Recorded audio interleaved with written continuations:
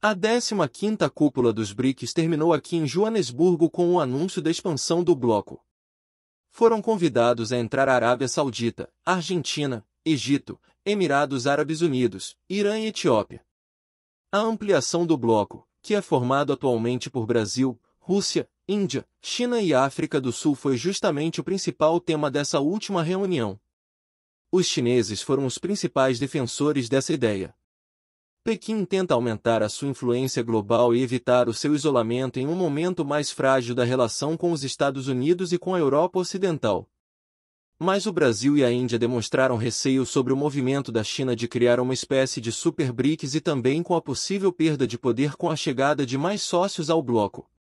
A tese de que um super BRIC serviria de contraponto a outros grupos dominados por potências ocidentais, como o G7, levou o presidente Lula a negar a ideia de antagonismo. Não, eu acho que a gente não quer ser contraponto ao G7, a gente não quer ser contraponto ao G20, a gente não quer ser contraponto aos Estados Unidos, a gente quer se organizar. A gente quer criar uma coisa que nunca teve, uma coisa que nunca existiu. Os BRICS não significa tirar nada de ninguém, significa uma organização de um polo muito forte que congrega muita gente. O ministro da Fazenda, Fernando Haddad, seguiu a mesma linha. Durante um fórum empresarial realizado na cúpula dos BRICS, o ministro afirmou acreditar que os BRICS têm uma grande contribuição a dar. Brasil, África do Sul, Índia, China e Rússia podem, cada um a partir da sua perspectiva, oferecer ao mundo uma visão que seja coerente com seus propósitos. E que não signifique nenhum tipo de antagonismo a outros fóruns importantes dos quais nós mesmos participamos. Mas a pressão feita pela China com o apoio da Rússia levantou dúvidas sobre um caráter mais político no objetivo de expandir os BRICS.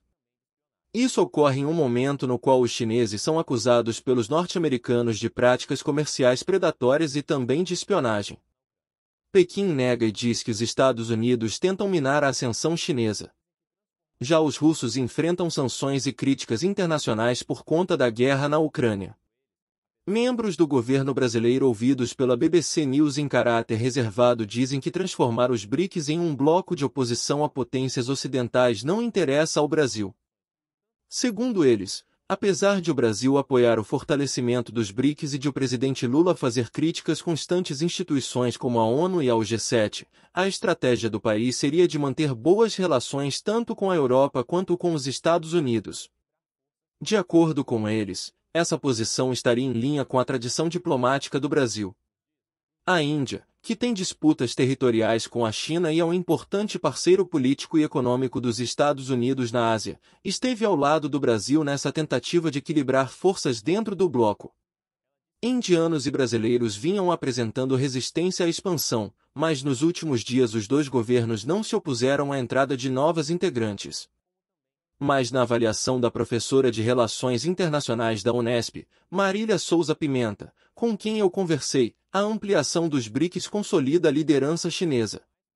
Ela disse que esta reunião pode ser decisiva, pois pode consolidar sua expansão e assim a liderança absoluta da China no bloco, como também a concretização do caráter mais geopolítico e ideológico do bloco.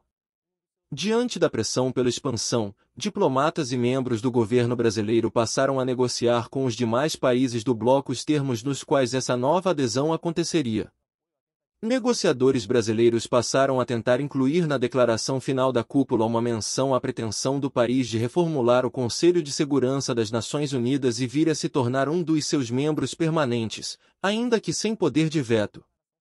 Essa é uma pauta histórica da diplomacia brasileira. O tema, no entanto, é particularmente sensível para os chineses, que são membros permanentes e não vinham demonstrando apoio à tentativa do Brasil de integrar o grupo que hoje é composto por chineses, Estados Unidos, França e Reino Unido.